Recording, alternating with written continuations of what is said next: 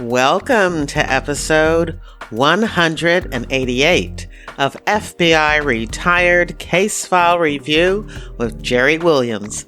I'm a retired agent on a mission to show the public who the FBI is and what the FBI does through my books, my blog, and my podcast case reviews with former colleagues.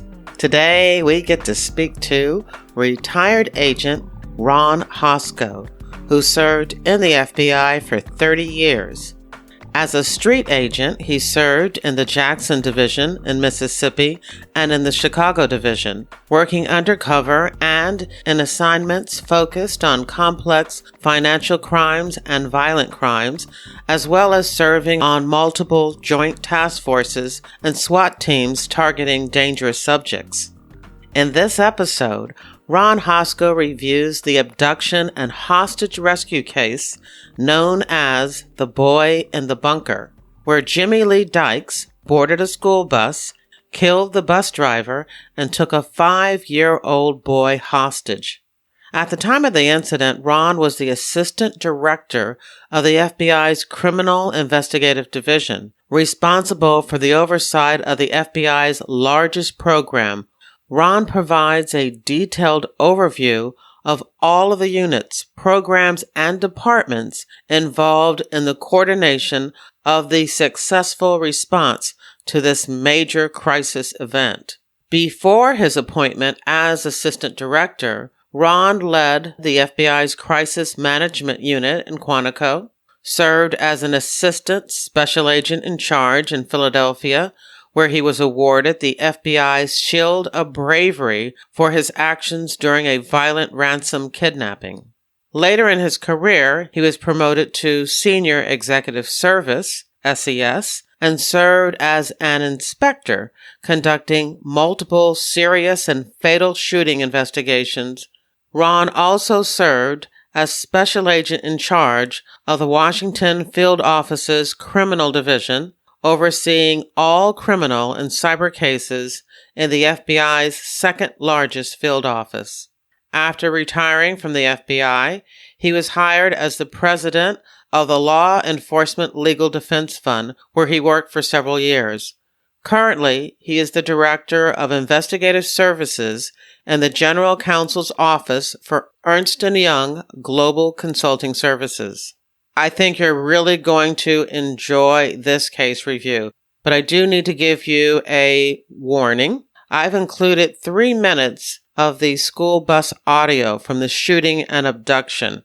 It is very disturbing. So if you're listening to this and kids are around, you need to be prepared to skip forward. But before we get to the interview, if you're listening to this episode when it comes out on Wednesday, November 27th, then I want to say to you, Happy Thanksgiving. I hope you have a wonderful time with your family. I'm recording this just a few days early, but I will be surrounded by my immediate family, about 13 people altogether. I'll be cooking, and my special guest will be my baby grandson and my baby granddaughter. I want to remind you that on Monday, December the 2nd, I'll be sending out my monthly Reader Team email. To join my Reader Team, all you need to do is visit my website, jerrywilliams.com, or if you're listening to this on a podcast app, just click on the link in the description of this episode. My December email features a holiday gift from me to you, a mega search word puzzle based on my podcast and my books. My books will make perfect gifts for yourself or for someone you know who enjoys reading about the FBI, crime fiction or nonfiction, your choice. My ebooks, print books, and audiobooks are available wherever books are sold. Happy Thanksgiving. Thank you for your support. And here's the show. I want to welcome my guest, Ron Hosko. Hey, Ron, how are you? Hi, Jerry. I'm doing great. How about you?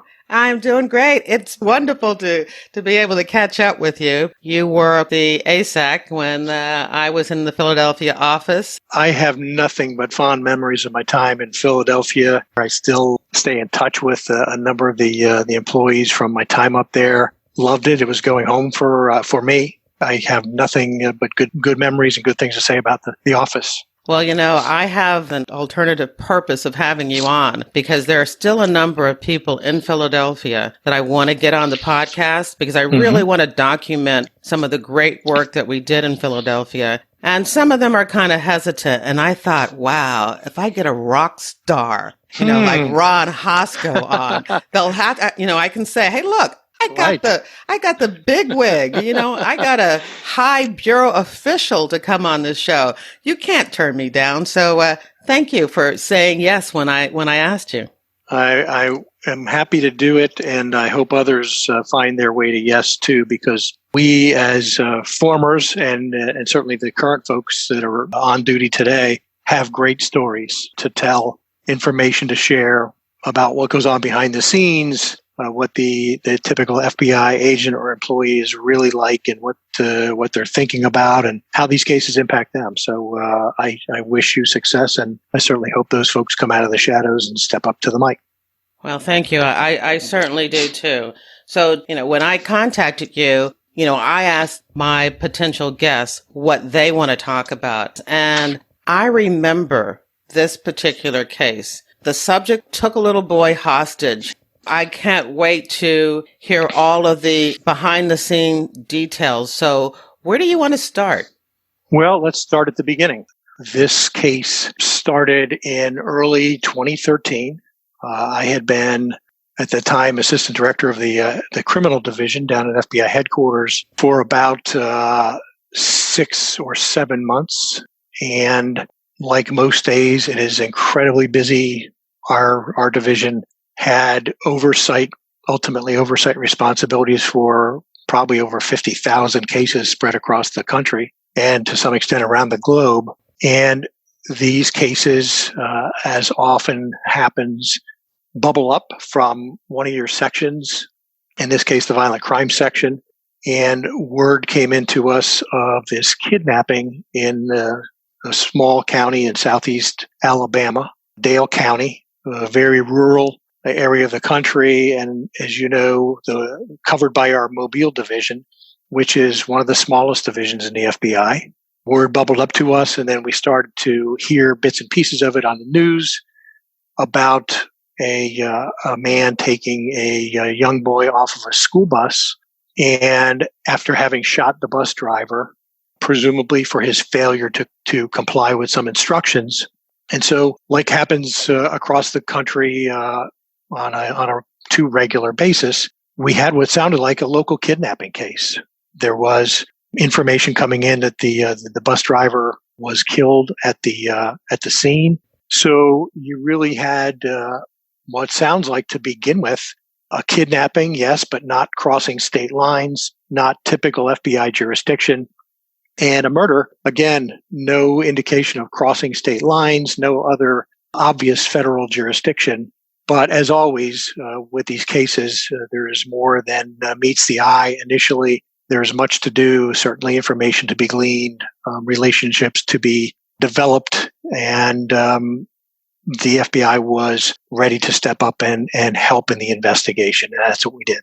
When was it decided, or how was it decided that this was a case that the local police department needed FBI assistance? Well, in these cases, of course, the SACs are out there running their field offices. Supervisors are running their programs. They have the relationships built in with state, local partners, other federal partners. And so there's an expectation that we as an organization and the field office know the capabilities of our partners, have relationships built in. So if they need help, they know where to find us. They know how to get a hold of us, ask for the help that they might need. And as you might expect, if this sort of case would have happened in downtown Manhattan, the NYPD probably would not be calling the FBI immediately for help. They have tremendous capability, thousands of uniformed police officers, emergency responders, tactical teams. But here we are talking about this small town in southeastern Alabama. So the local authorities were in contact with our field office down there. And as you would expect in that sort of a setting, they needed help, and they were inviting help from the FBI. And as a good leader in that field office, Steve Richardson was the special agent in charge of the office at the time. He was of a mind to give whatever help his local partners needed. And so FBI resources started to move in that general direction to understand what was going on, understand the capability of the sheriff's office and the local law enforcement there. Of course, the state police were responding to the scene as well. But our goal is, first assess the situation, see if there's some need for FBI resources. Is there some sort of FBI jurisdiction? And then try to give them the help that a small community, and a small sheriff's office would need. And that's what happened.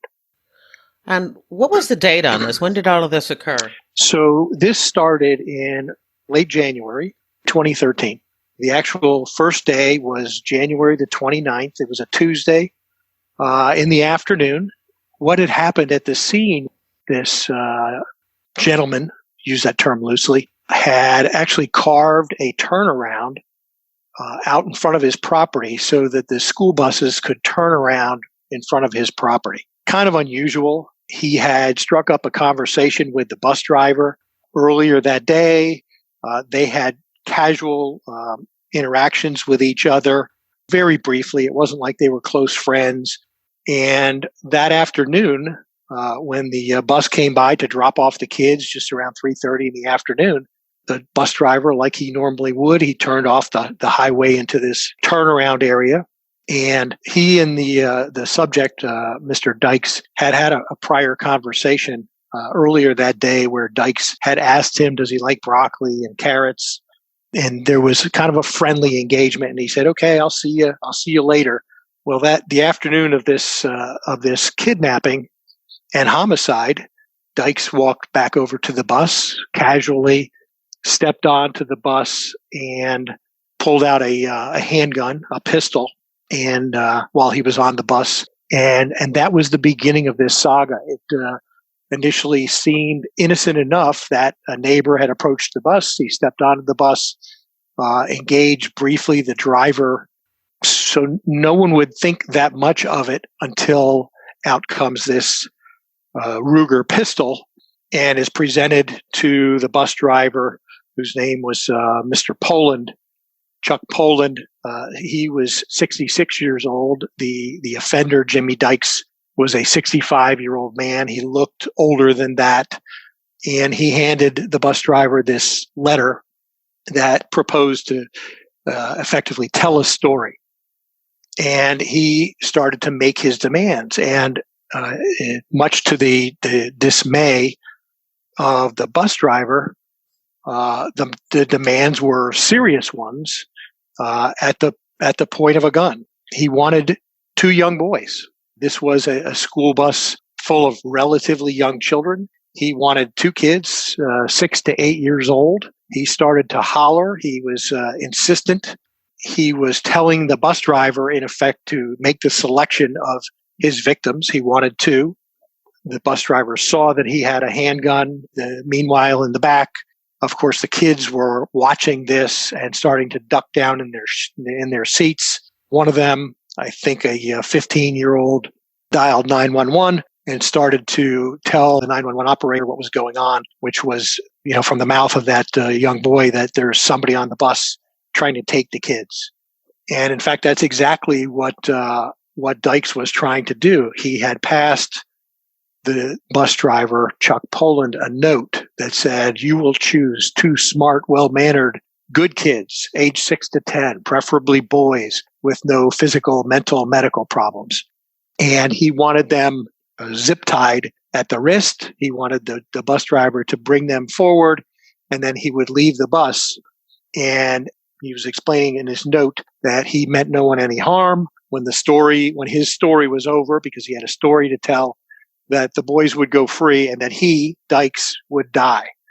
And so he left this fairly long-winded note. Chuck Poland really never got to the note. He was not going to surrender 2 boys off of his bus.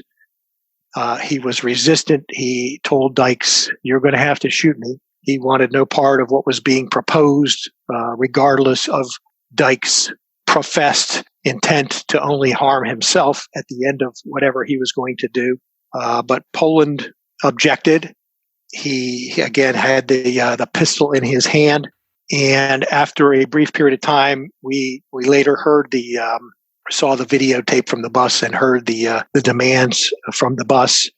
After a certain amount of the bus driver's resistance, telling him, "I'm not going to do it." Dykes, again, insistent, angry now, agitated, wanted it to happen fast. Dykes fired one shot at him. The bus started to roll backwards, and within a few seconds, Dykes fired 3 and then 4 more shots at Chuck Poland, who effectively died at the scene, was killed at the scene in front of a school bus full of children coming home from the day. And in the immediate seconds thereafter, because none of the kids, he was insisting that some of the kids come up to the front of the bus. Of course, they weren't going to do that. Kids were hiding behind seats, and sitting in the front seat was 5-year-old Ethan Gilman. And Dykes physically took him off the bus, put him over his shoulder, started to walk away.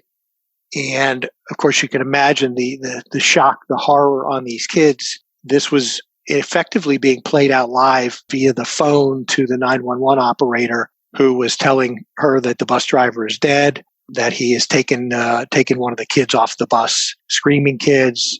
And shortly thereafter, Dykes had taken Ethan Gilman down into this homemade bunker on his property. All of this audio was captured, and let's play a little bit of that now. 911, where's your emergency? I don't know. We're on the bus and someone's trying to take our kid.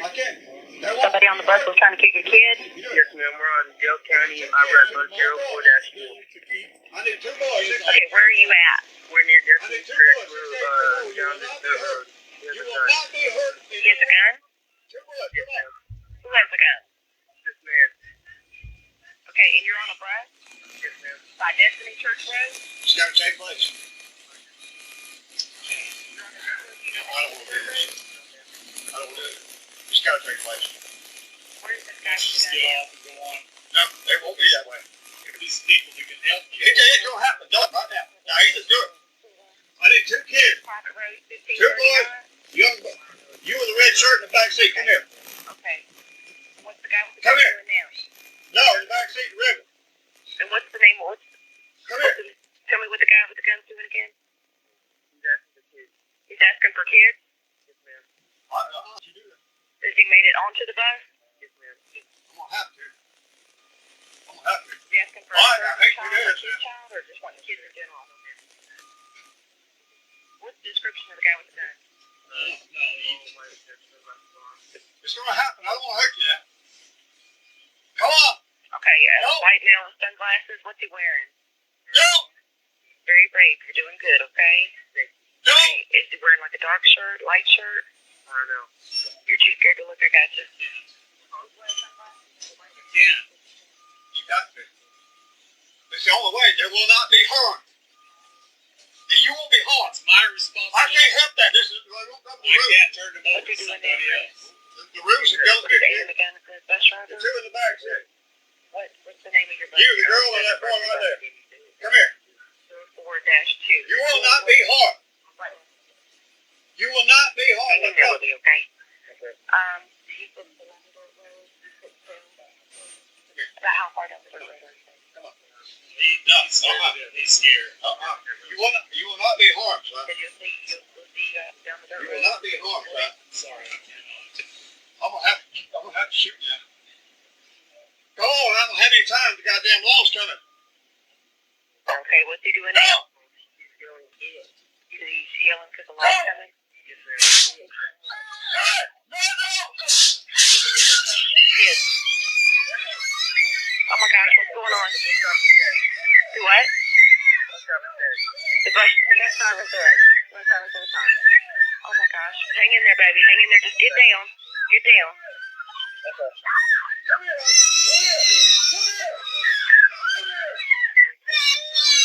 Hey, hang in there. Hang in there. They're coming as fast as they can. Okay, keep going. All right, let's go. Keep right, baby.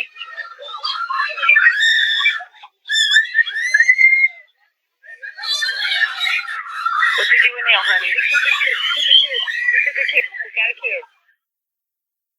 Just listening to that is, I mean, you can just hear the fear in the kids, the screaming, and, you know, it really is, you know, it's just extremely disturbing.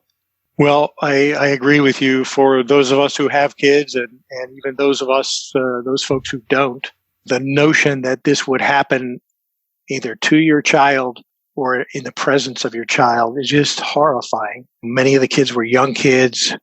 Of course, we later came to learn of Ethan's own handicaps in life. There were initial reports that he was afraid to even maneuver himself down the steps of the school bus because of how steep they were.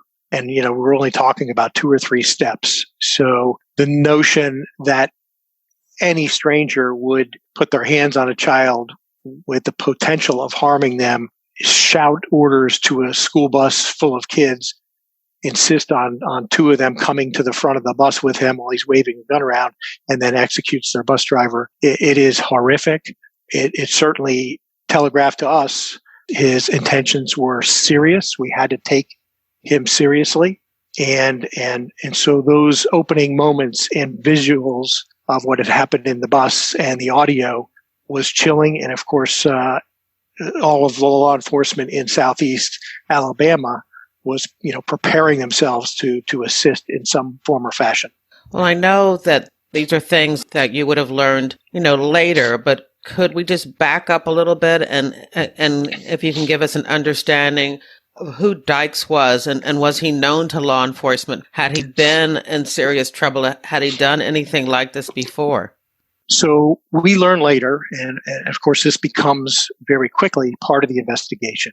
Who is this person? You know, answering all those questions you just asked and more are exactly what law enforcement wants to know. So we learned that Dykes was a 65-year-old Vietnam veteran.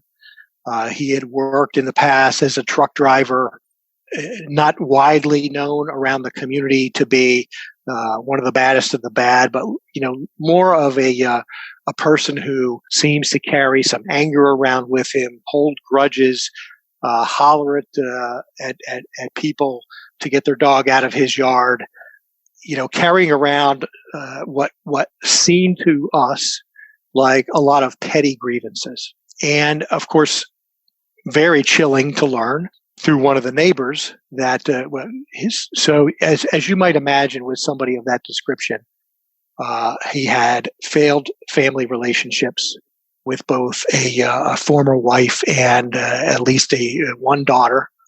You know, not somebody who's given to forming friendships in his neighborhood because he's more busy carrying grievances around and telling people to stay away from my property.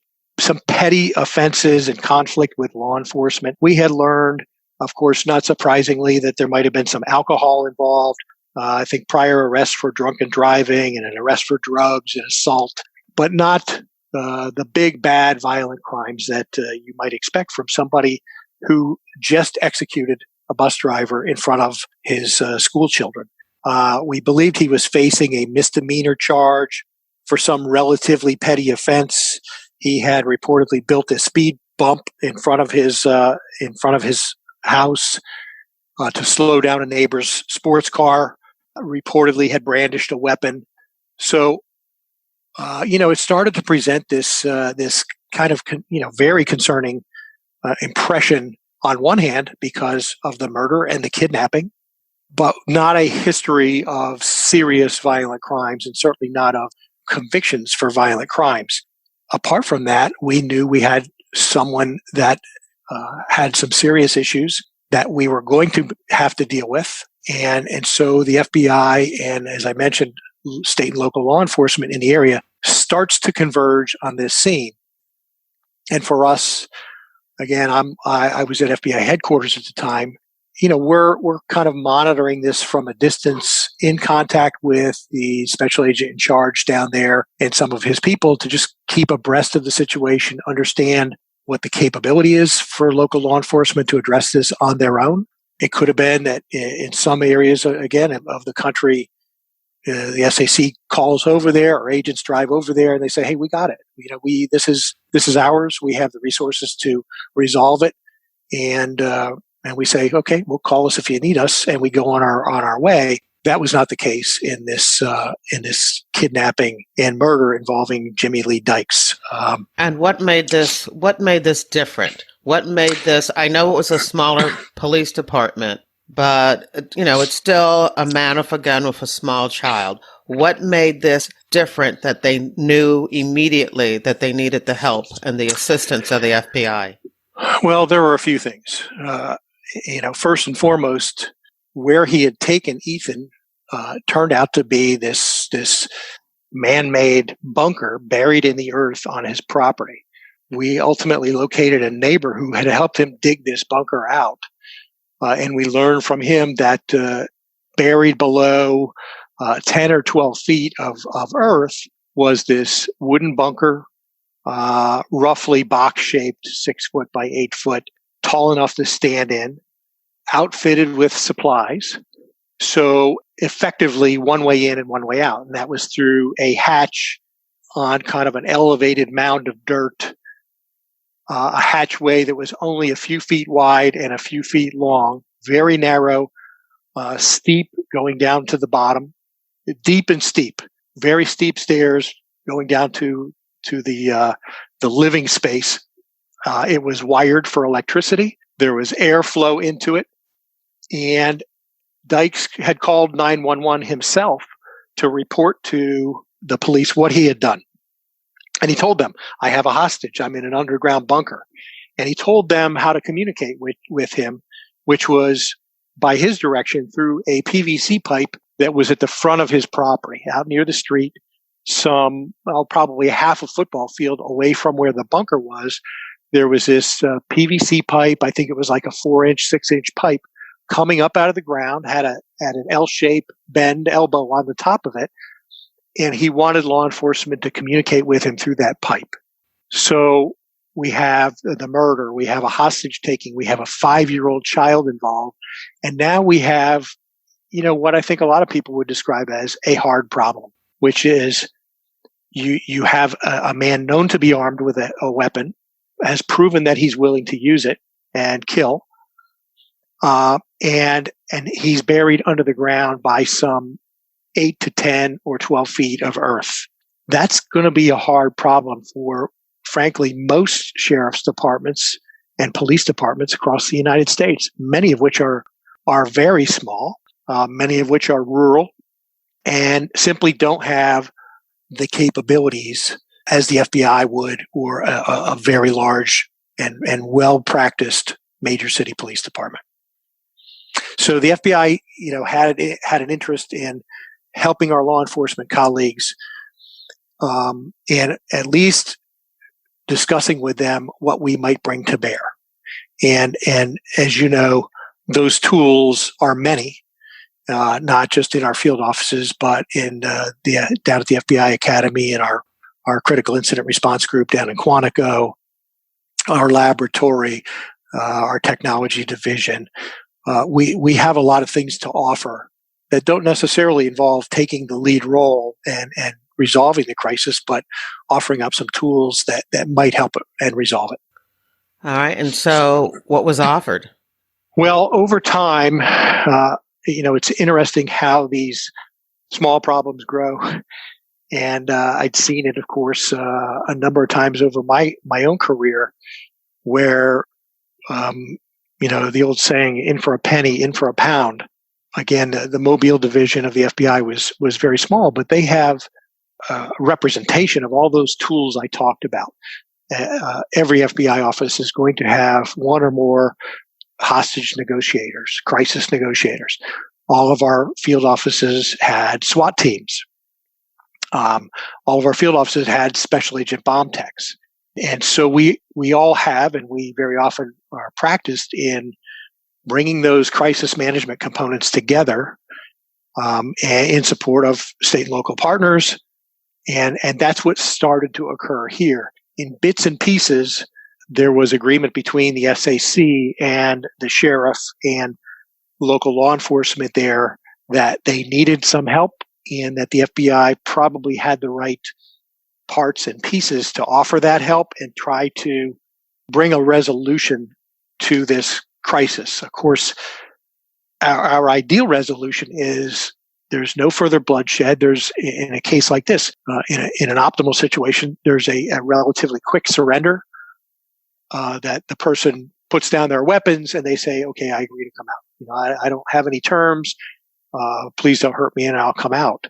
That was not the case here. It was not going to be the case here at any time soon.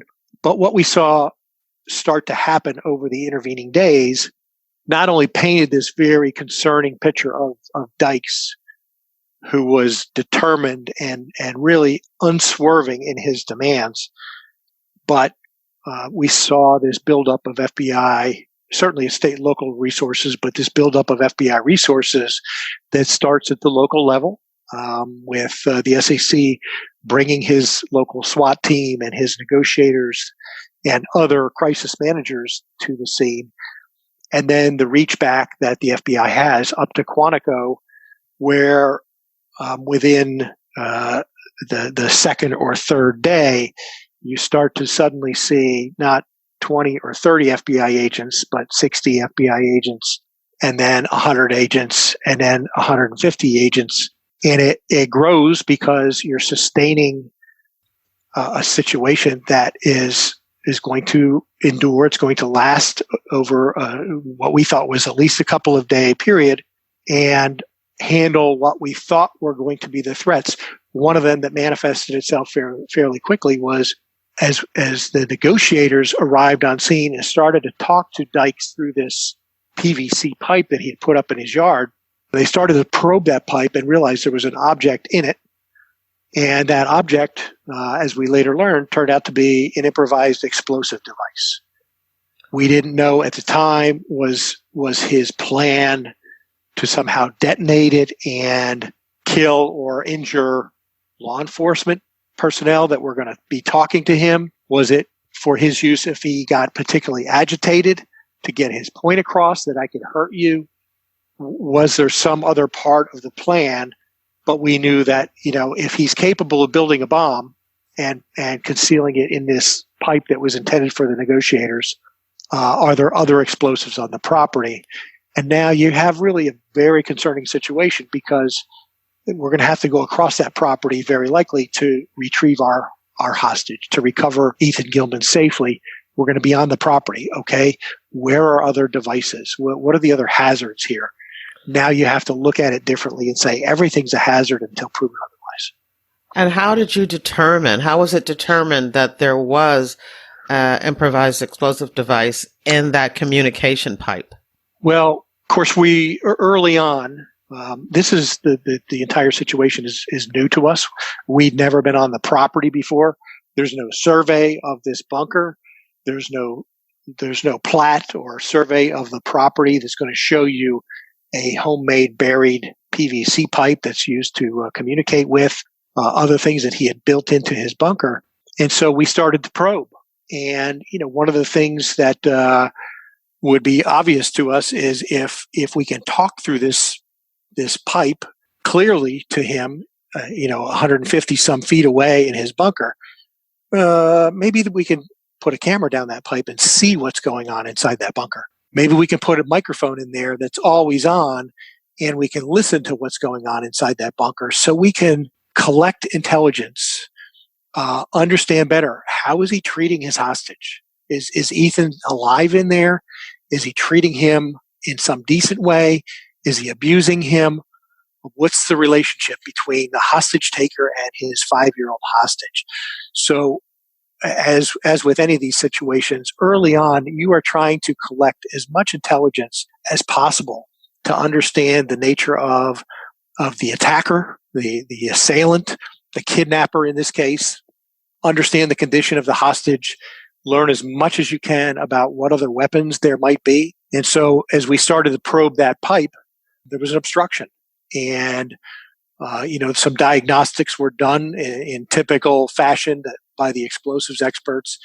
And you can see in there, hey, this looks like it's an explosive device. It's an improvised explosive device that could be triggered remotely. This is a problem. First, we need to get away from this pipe, because if he triggers it now, we don't know how powerful it could be. Does this kill or injure one person or dozens of people? So we're probably not going to be standing in front of that pipe having a conversation through it anymore. And so it becomes this, slow motion game of chess, where there are moves, there are counter moves. Of course, we don't want to alert him to the fact that we know there's an IED there. And we want to start to look over the rest of the property and say, okay, what else is here that's going to hurt us, that's potentially going to hurt Ethan? And what do we do about it while we're trying to talk to him and resolve the crisis at hand? Wow. You're looking at this man, this angry man in a rural community. And I mean, who would have thought, that there was a bunker and now you have explosives? It's just amazing. I guess this is something that he just built up in his mind, and he was prepared to fight whatever this was that he had built up in his mind. That's right. He had this burning grievance about the government. Of course, I think the behavioral assessment folks that we brought down from Quantico, again, I'll talk a little bit about that kind of crisis response package. But when we had the behaviorals start to go down and try to put together some sort of impression of Jimmy Lee Dykes, and give us, what do they think? How might this play out? That, again, is all intelligence driven. So they're not pulling that information out of the thin air. They're getting the basis for that assessment on the groundwork that agents and detectives and sheriff's deputies are doing, talking to former coworkers, talking to the neighbors, pulling up police records, trying to find family members to try to put together a composite picture of this guy and have everybody understand, what are we dealing with here? Are we dealing with somebody who's going to announce his grievance, maybe take some precipitous action, and then surrender?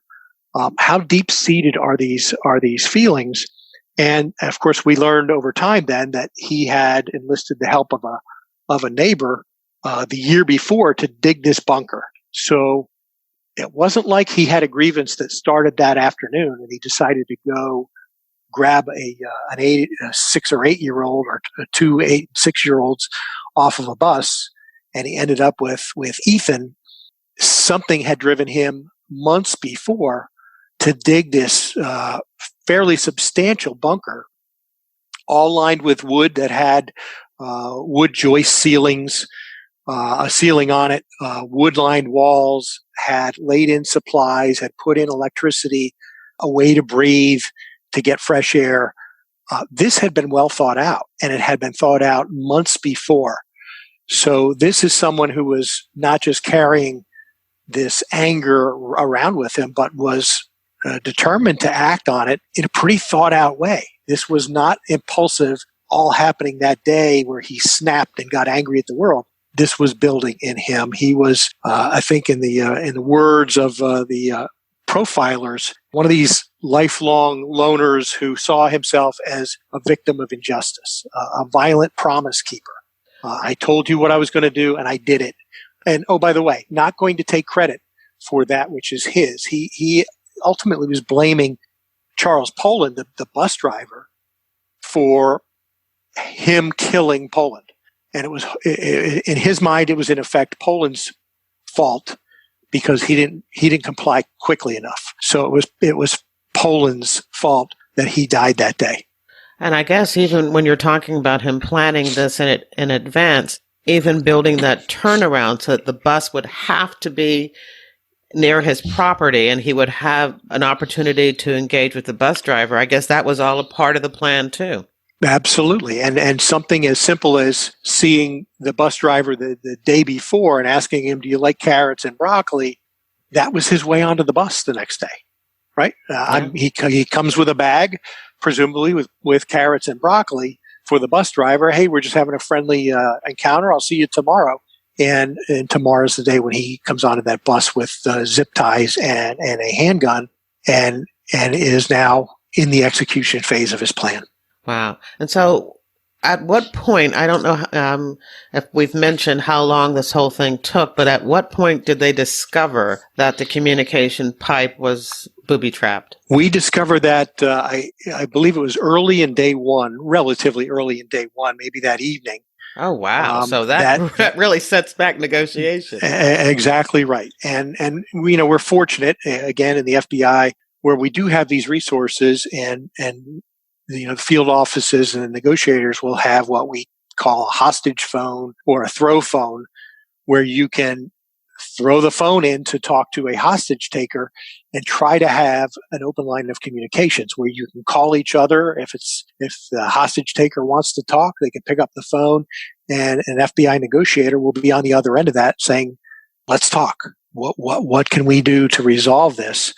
Jerry, as you are familiar, there are strategies to all of this. And one of the biggest and most obvious strategies is we want to buy time. We want to slow the events down so we can collect intelligence, understand more about what has led to the grievance, led to the crime that we're there for, slow things down, maybe tire them out if that's possible, maybe lower their guard, maybe wear them down through conversation so that they just say, hey, I'm just tired. I just want to end this. But one of the primary goals is let's collect intelligence. And so we want to know what's going on down in that bunker. And that IED in his PVC pipe, of course, presents us a big obstacle now, because the only way we can talk to you through that is by setting up a speaker system, which is what we initially did, so that we could continue to converse, but from a distance, from a safe distance, so that if he decided, I'm going to trigger this thing because I don't like the answer I just got, that the investigators were far enough away that nobody's going to get hurt. And does he know that you've done this? No. And so what we try to do over time is introduce that hostage phone to him so we can have really more robust conversations. We can step away from this pipe, which is not an optimal solution. It is, 150 plus feet in distance. So you're not going to hear what you want to hear. As I mentioned, one of our purposes would be, is there a possibility we could put a listening device and or a camera through that tube? Well, not when there's a bomb in it, blocking the way. And so we were able to talk him into taking the hostage phone down into the bunker so that we could have more robust conversations with him as our footprint, as they say, as the FBI footprint and the law enforcement footprint grew by leaps and bounds at that in this small community. Where suddenly there were dozens of law enforcers coming in, dozens of alone coming from Quantico with our rapid deployment team, and then a follow-on team. Well, you haven't mentioned other people that also are going to be swarming the area, and that's my friends, of course, in the media. And they made their appearance, and of course, as the events grow and as they see this infiltration of dozens of law enforcement, not only crisscrossing the county trying to collect bits and pieces of intelligence, but looking for places to stay. How are we going to feed this growing army? And you're exactly right. The media is coming down in larger and larger numbers because this is becoming national news. This is the boy in the bunker starts to be on the nightly news. I remember it. Night. Yeah. Mm-hmm. I definitely remember it. And what about the boy's parents? Well, he was in the custody of his mother. And let's just talk about Ethan for a second. This was a 5-year-old.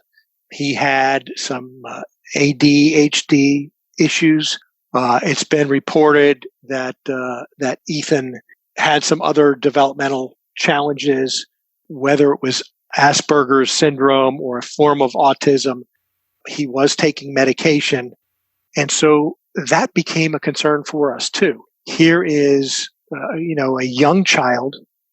How is how is he going to react? How is he going to manage himself? Is he capable of doing that? And then what does Dykes do when this 5-year-old with attention deficit challenges who needs medication starts to be anxious and starts to act out because he's not with his mother. He's not home. He's in a hole in the ground with a strange man. And so it was important for us to take some observations of that, understand how that relationship was going to develop over time, and then see what we could do as a law enforcement community to help perhaps manage Ethan's condition while he was being held. And I don't want to give Dykes any credit at all. This was a killer and a kidnapper, but early on, there was a sense that Mr. Dykes was at least caring for Ethan. As paradoxical as that statement sounds, there was a sense early on for the first several days that Dykes was engaging with him and seemed to be somewhat concerned about his care and his management. Well, what was he doing with a 5-year-old in a bunker in the ground? I mean, what was he doing to engage him and to keep him calm? Well, initially, it wasn't like he had a bunker full of children's toys. And so we started to engage Dykes and were able to get him to first understand that Ethan had some of his own challenges apart from this 65-year-old who pulled him down in this dark hole. And Dykes was willing, after some negotiation and some discussion, to collect Ethan's medications and for us to pass some toys and coloring books to him into the bunker.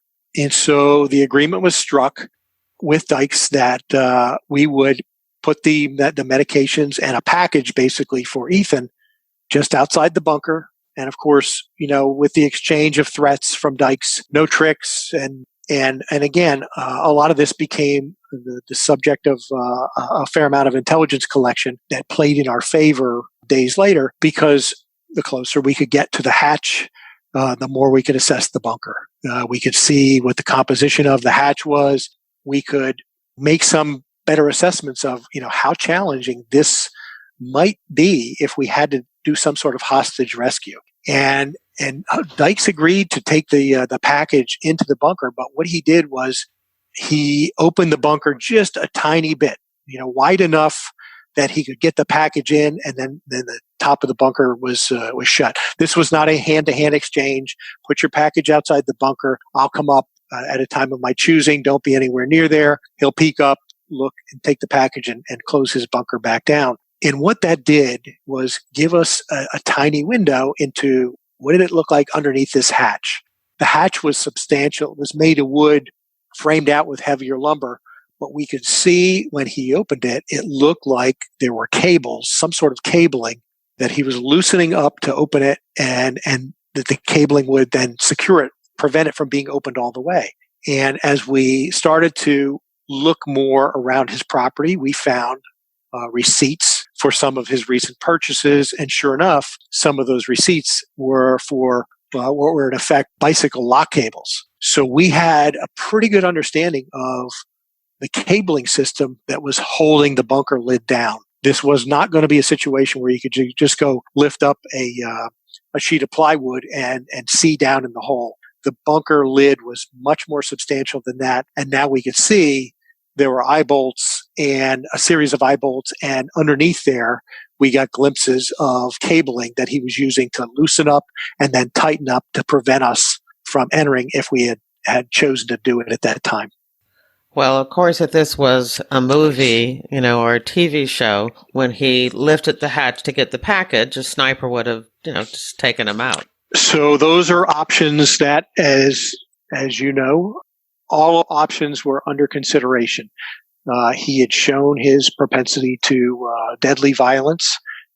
We believe that there was potentially a deadly threat to Ethan. He was ultimately what Dykes started to talk to us about was he wanted, in effect, an exchange. He wanted a female reporter to come down, let him go through his demands or read, in effect, his manifesto, his list of grievances.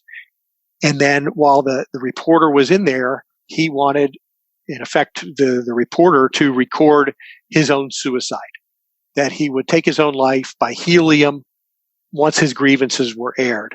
Of course, there is no chance that we were going to make that sort of a bargain with him. The last thing we were going to do is give him another potential hostage, whether it's a reporter or an FBI agent or a law enforcer who says they're a reporter.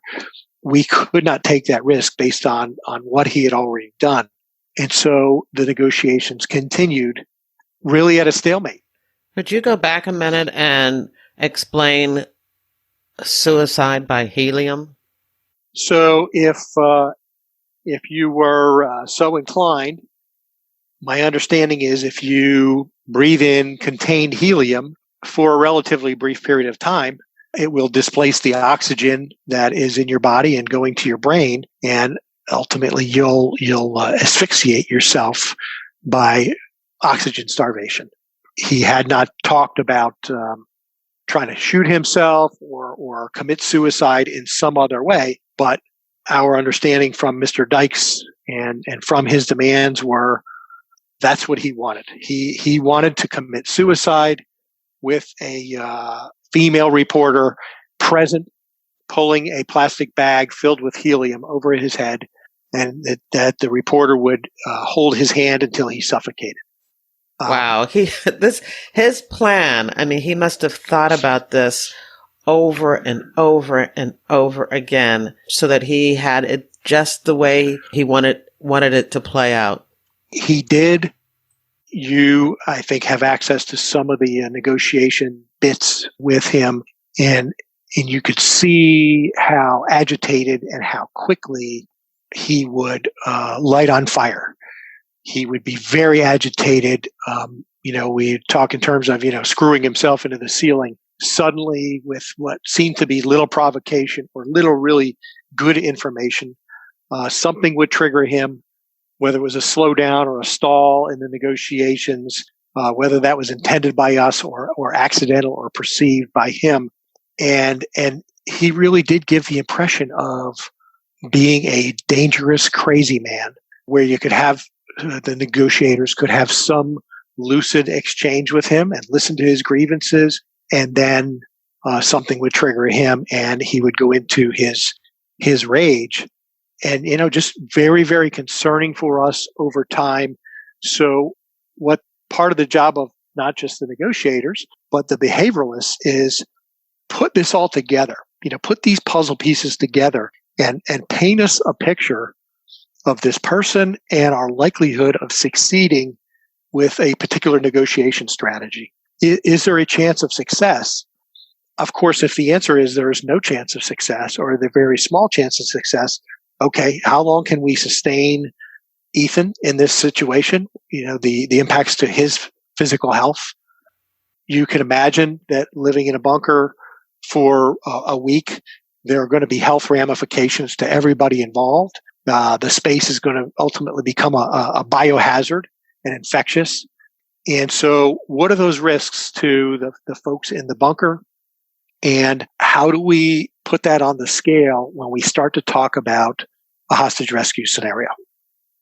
All right. So talking about a hostage rescue scenario, let's talk a little bit about SERG and all of the people now. You've already mentioned that there's 100 or more agents there. Could you, and we know negotiators are there. Who else is there now? So we have negotiators there. We have crisis managers from the crisis management unit in Quantico, logistics folks from the rapid deployment and logistics unit. We have explosives experts, special agent bomb techs there. We have communications personnel from the operational technology division. We have, as we mentioned, the negotiators are there. We have behavioral assessment folks who are not negotiators that are really just trying to get all the pieces of the puzzle, listening to what are interviews of coworkers, bosses, family members, neighbors. What does all that tell us? In addition to what the negotiators are hearing, what does this picture look like? That's the job of the behavioralists. And then we have this, not only the local Mobile office SWAT team, but we have now a contingent of hostage rescue team folks from Quantico who are deployed and starting to prepare for what may be the FBI's final option or the law enforcement's final option. And we could see, relatively quickly in this as our local offices is trying to understand the capabilities of local law enforcement or the state police to do a hostage rescue in this sort of a circumstance, which was unique.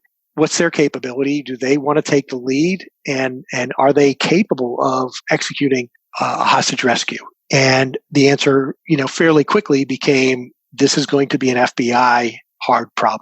And so the hostage rescue team footprint grew like the rest of the crisis management footprint. We sent media folks down there from headquarters and, of course, from the field office. Legal folks are weighing in. We have, obviously the command posts on the ground, command posts at FBI headquarters and SIOC. So what starts out as, very small on day one, suddenly we're talking about several hundred FBI folks by day 3 or day 4. And, we're always, of course, trying to engage with the media, make sure that the right message is getting out there, keep the wandering and questioning and curious public at a safe distance, manage the volunteers that show up on the scene to resolve the crisis for us, which, very often happens in these high profile events, and bring that together in a coordinated and rational way where we're collectively doing the right thing for the right reasons. Well, I've mentioned an acronym, SIRG, and you've mentioned SIOG, to avoid getting the email where I then have to answer the question.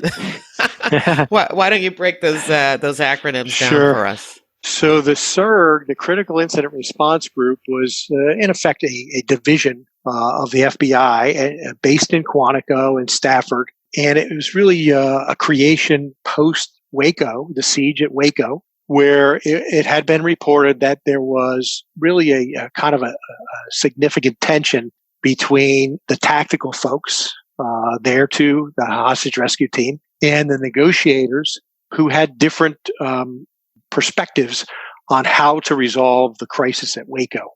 And that tension was, reported to be substantial. And so the Critical Incident Response Group was really created post-Waco to bring together these very different disciplines and present the best unified view of a way to resolve a crisis. That may be listening to disparate opinions and viewpoints, but in do it in a more practiced and a more regular and routine way.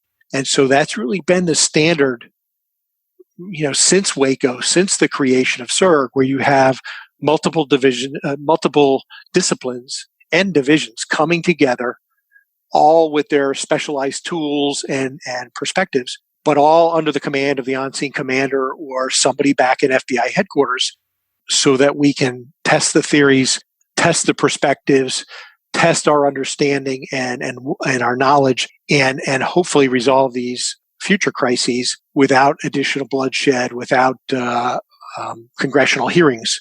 Because there's a perception that the FBI did something wrong, you did something poorly, or you're having internal battles that you couldn't resolve. So SIRG is intended to resolve that. My other acronym was SIOC. That's just the Strategic Intelligence and Operations Center.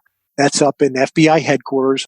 That's the basically the FBI headquarters command post, where all of those components that we just discussed will have representatives, along with the investigative divisions. In this case, it was my division, Criminal Investigative Division, and where it's like the good idea factory up at FBI headquarters, where, we're trying to solve the crisis and we'll tell the field office, how about this? Have you done this? Have you done that? And try to, bring them not only good ideas, but deliver to them some of the tools they might need to resolve the crisis. Okay. All right. So one of the things and you sent me a link to, a fascinating article about this. And one of the things that I was really surprised to see is that the HRT actually built a replica of the bunker so that they could practice a dynamic entry.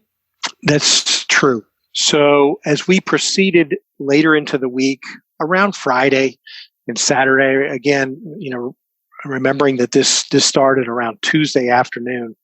By late in the week, we started to assess our progress with Dykes. And unfortunately, Dykes was very much an immovable object. He would have this volatility where he'd have highs and lows. He would be angry. He would be talkative.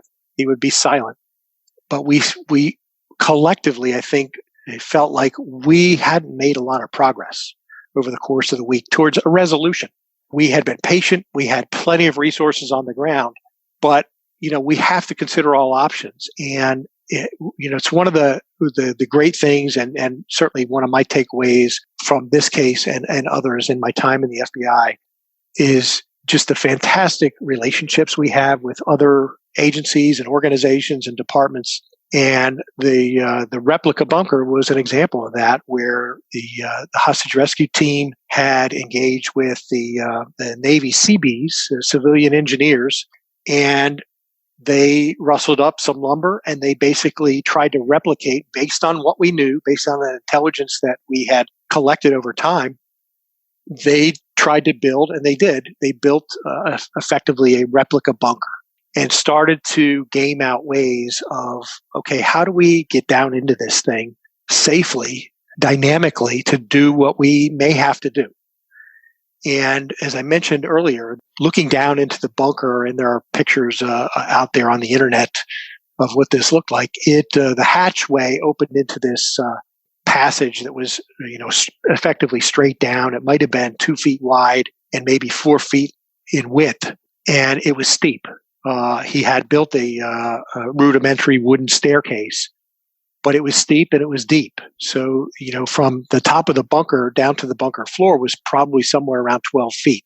That's a pretty big jump if you're going down there loaded up with FBI gear, wearing body armor, helmet, all the things that a hostage rescue operator would wear with weapons. There's a good chance you're going to get hurt if you just try to jump that. Really, our first encounter with it was when we pulled the hatch up later in this episode. But the hostage rescue team was preparing really round the clock, trying to plan strategies for the best way to get down in there safely for the operators to do what they might have to do. Certainly to rescue Ethan and keep him safe, and to see if they couldn't resolve this safely for everyone. So they were going about their business, practicing on a Navy Seabee built bunker that came together very quickly. I don't know if you mentioned it, but I know it was in the article that the reason they had so much intelligence about what that bunker looked like is he actually had a neighbor help him build it. That's right. We had a pretty good idea of the internal construction of the bunker, knew that he was kind of laying some supplies in there. Of course, we wanted to know everything that was in there. And I had mentioned earlier that as we had agents rooting through the trash and going through, conducting search on his property of the rest of his property, we had uncovered a number of receipts. And one of the things that really concerned us the most was we had noticed that he had purchased some small propane bottles, the type that you would buy for a cooking stove if you were going to go on a camping trip.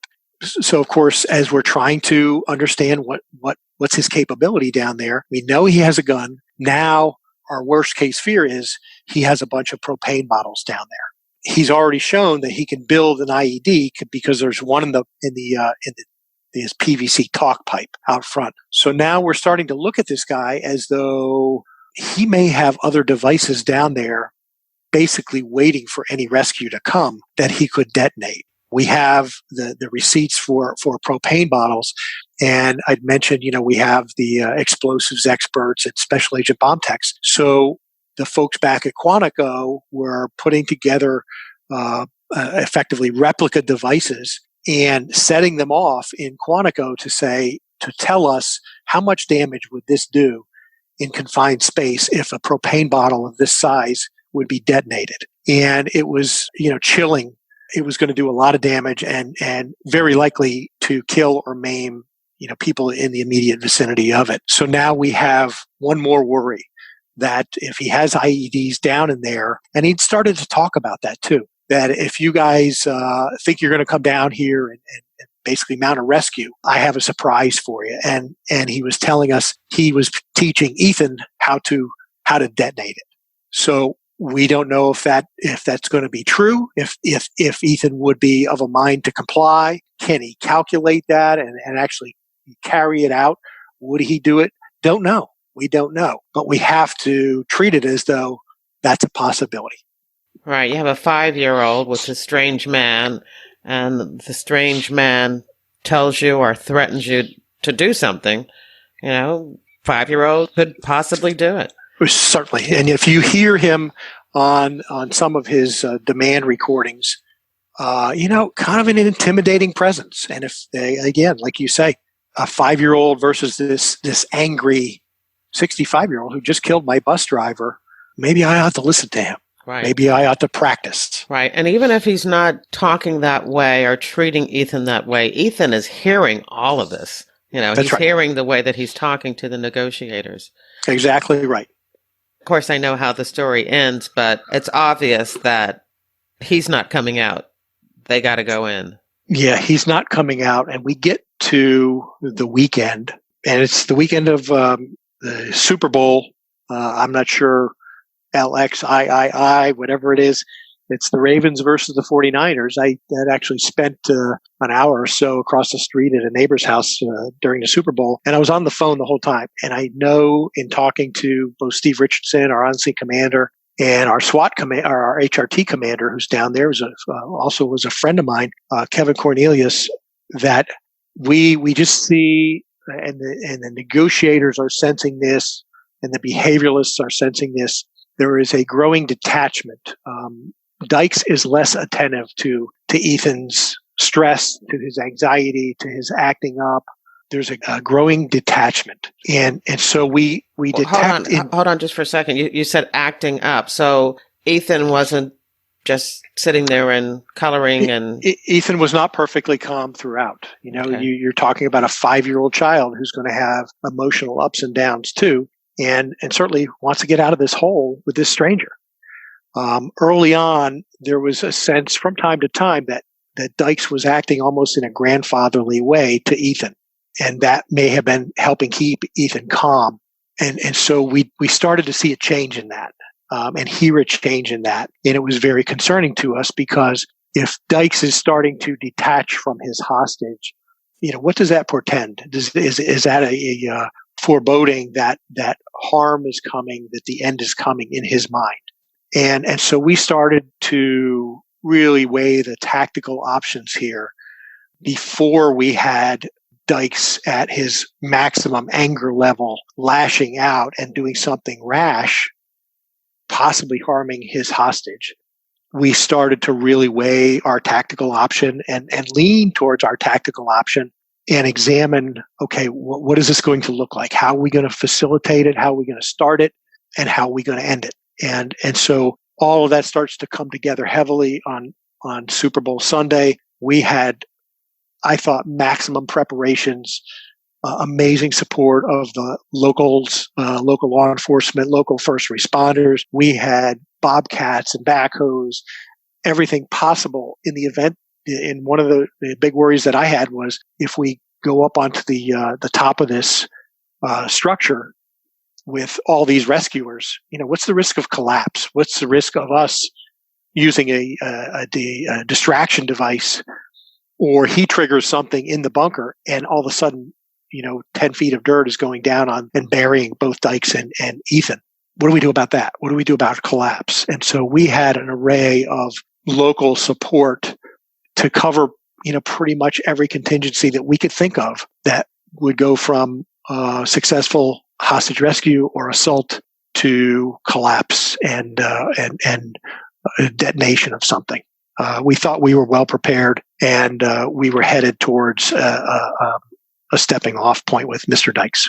When does this dynamic entry begin? So on Monday, the day after that Super Bowl, we had what is really become standard practice and expected practice in these situations, where we had a briefing for the director, Bob Mueller, The deputy director at the time, Sean Joyce, who had been in the past on the hostage rescue team himself, a number of representatives from the different components at FBI headquarters, and then on a open line with the our crisis management team on the ground in Alabama, led by the SAC, where we went around by component to component to say, okay, what is your current sit rep? What's your current understanding? Where are we in this crisis? So that the director could, understand where we were and understand, where we all thought we were going, which was to a hostage rescue. Now, we're going to have a chance to talk a little bit more about your career, but you were former SWAT, weren't you? I know that. I was. Yeah, you headed up the SWAT team in Philly. So you have that expertise too, as you're helping them make this decision. I do. And, I actually was fairly comfortable in my role because I come from the crisis management unit before I came to Philly as an ASAC. I was on the Chicago SWAT team. I supervised the Philly team.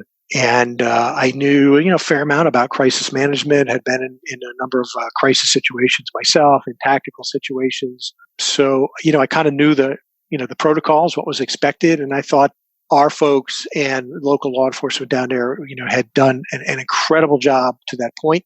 There seemed to be a unanimity in what the path forward was. That included at the local level discussions between your friend and mine, Doug Astrologa, former Philly legal whiz, was the head of the legal component down in Mobile. Okay. And Doug was talking to the local prosecutor down there to say, what's your view? What's your office's position if we have to shoot and kill Mr. Dykes? And then a harder question, what happens if Ethan gets hurt or killed in a hostage rescue? What's your office's position on that? So, all those little things that we think are little, those are serious things to FBI agents who are carrying a handgun or a rifle into a hostage rescue situation. And all of it was on the table. All of it was briefed in an incredibly professional fashion to the director. And we walked away from that briefing with the director saying, okay, keep me posted. But we knew within a very short period of time, we would be coming back to the director and saying, we have started the process of a hostage rescue here. So I'm sure everybody listening is at the edge of their seat. What happened? Well, the best laid plans, Jerry, no good plan survives first contact with the enemy. And here we made a determination based on some activity that we could sense with Mr. Dykes that it was time to go. And we had provided him, we had actually retrieved his estranged daughter, who he hadn't seen in years. One of the many people who described him as angry and abusive and all negative terms. We brought her to the scene, and we had talked about having a videoed, through computers, conversation between her and her father. And he actually wanted to do that. He was looking forward to it. He had cleaned himself up a bit, prettied himself up in the bunker in anticipation of seeing his daughter, who he hadn't seen in years. And what we were going to do is give him a laptop and have him converse with her on a laptop that was out with our securely out by our folks.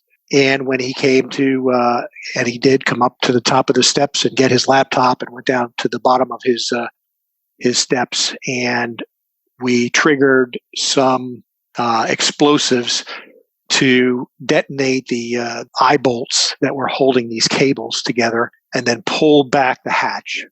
And very quickly, the plan was to drop HRT operators into the bunker to engage with Mr. Dykes.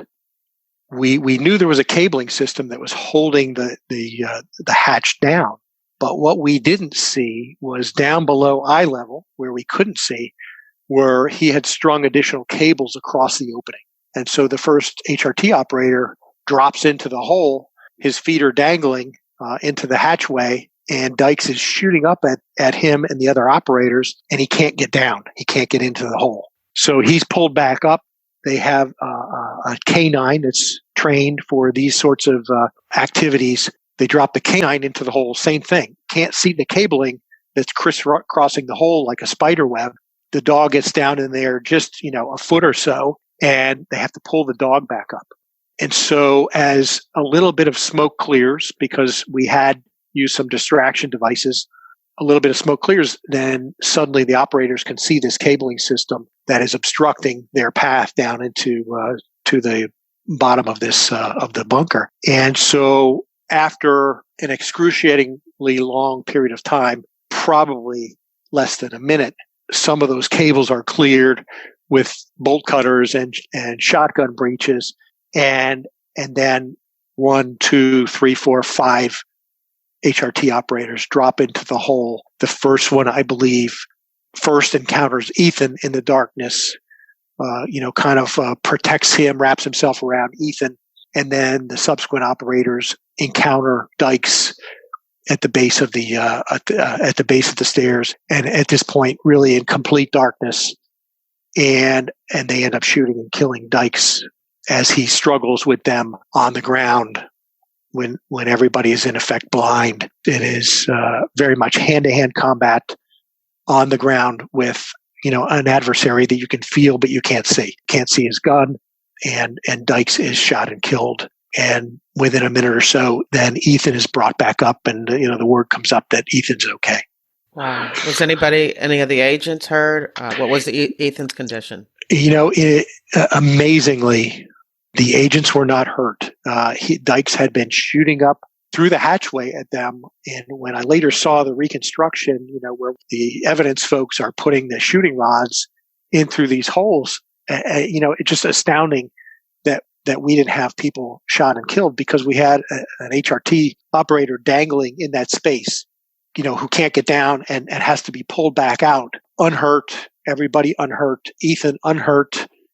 Certainly, the emotional scars of this sort of trauma that will last him an indeterminate amount of time. But Ethan was okay, and the HRT operators came out okay. Dykes was effectively, shot dead and killed at the scene.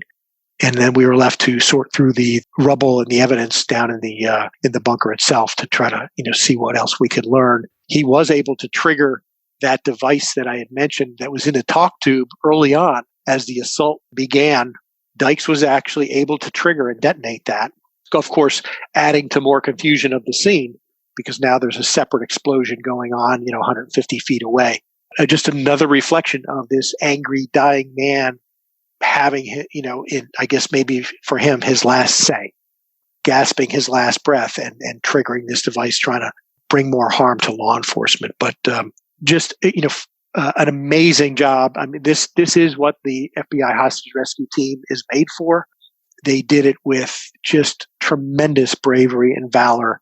That was later recognized at the White House, in a ceremony at the White House. I know for the folks who were involved in this, particularly, the senior executives couldn't have been more proud of our people, not just the HRT guys who risked life and limb, but the negotiators and every person on the ground, whether it was state, local, or federal, the tenacity, the perseverance, the willingness to do what it took to rescue this boy. And 2 days later, he's, I think, celebrated his 6th birthday. So what an amazing birthday present that, a 5-year-old gets to live to see 6. Yeah, just tremendous work by everybody who was involved. Wow.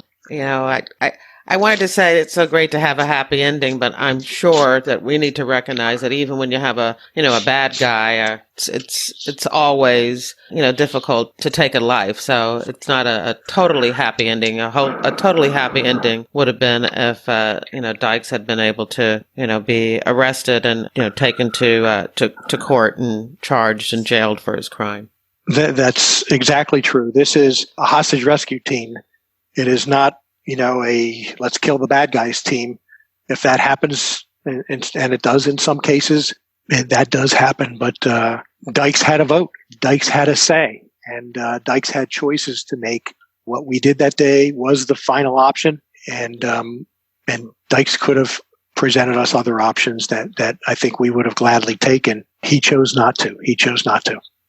I think one of the things that I feel so proud of in doing these case reviews is that a lot of other true crime shows, they talk about the crime itself. And what we have in listening to these case reviews is the opportunity to look at the investigation, the actual procedures that are followed to solve the crisis or to solve the crime. And so I really appreciate you taking us through this, unbelievable hostage rescue situation. So thank you. It's my pleasure. I trying to represent the amazing work done by a team, many of whom had never met each other before on the ground down there, folks at headquarters, others who were volunteering to help us in any way possible. And we got that help from different places and agencies around the country that couldn't do enough to help resolve this situation. It was an amazing effort. Well, I do have some newspaper articles and a number of photos, a diagram of the underground bunker, and I will have all of that in the show notes for this episode. So jerrywilliams.com. What I'd like to do now, though, is because I gave a real short introduction, but I really would like people to get to know you a little bit. So first of all, I want to go back to the very beginning and ask you when you joined the FBI and why you joined the FBI. So I joined the FBI in 1984, and I had actually had an interest in law enforcement way before that. I was a Boy Scout in the Poconos in Pennsylvania.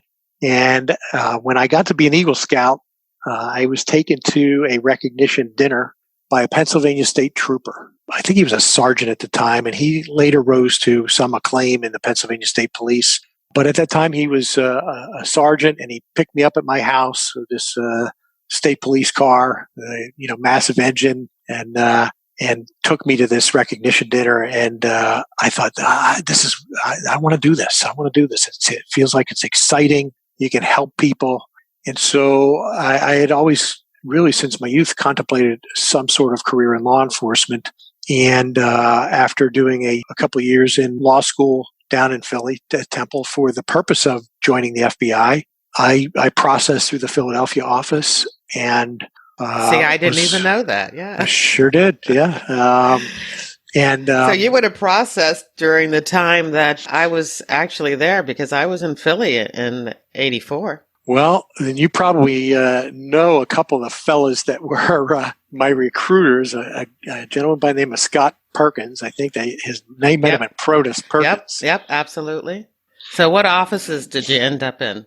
So from Quantico, I was assigned to Jackson, Mississippi. I went down there for my first 4 years, and then I transferred to Chicago, where I initially worked undercover and then worked on violent crime until 2000. I became a supervisor in Chicago of a violent crime task force. And from there, I went to Quantico, to the crisis management unit.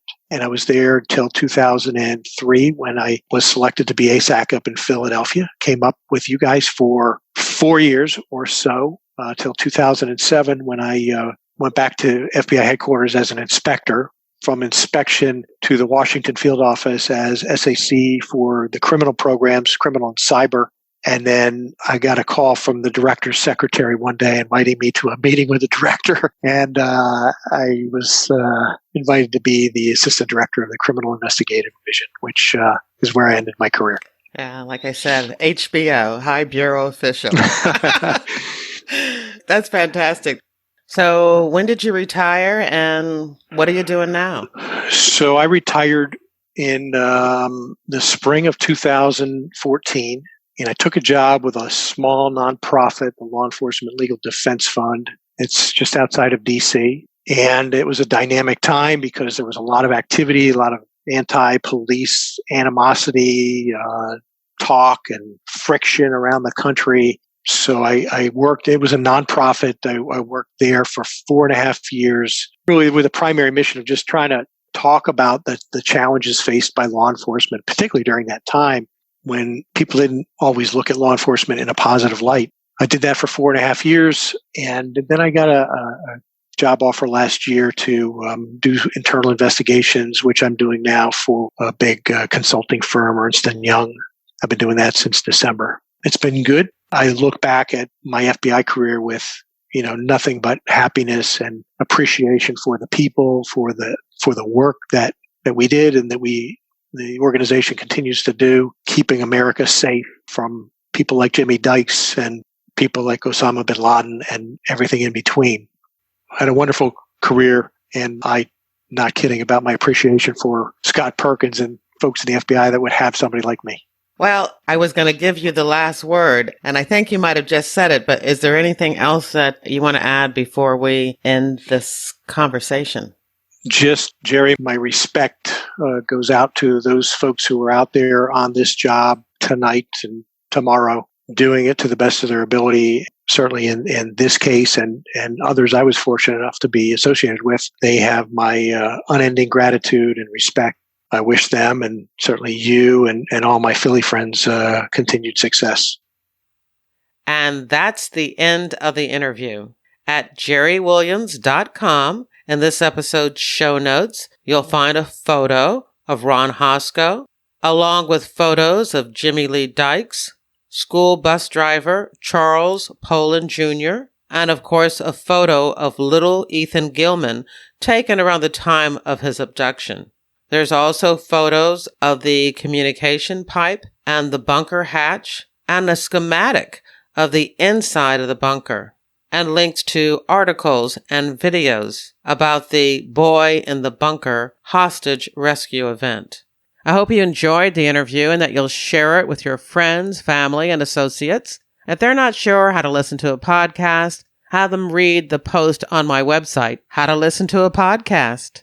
And subscribe to FBI Retired Case File Review on Apple Podcasts, Google Podcasts, Spotify, or your favorite podcast app.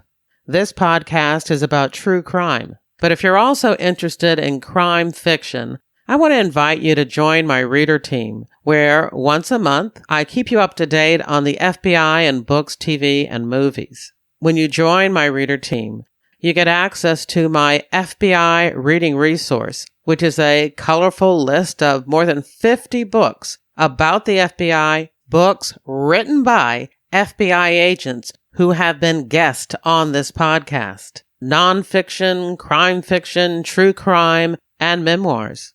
You can join on my website or use the link in the description of this episode in your podcast app. I would love it if you also check out my books. My nonfiction, FBI Myths and Misconceptions, a manual for armchair detectives, which goes through 20 cliches and misconceptions about the FBI in books, TV, and movies. And there's also my Philadelphia FBI Corruption Squad crime series. All of my books are available wherever books are sold. Thank you for listening to the very end, and I hope you come back again for another episode of FBI Retired Case File Review with Jerry Williams. Thank you.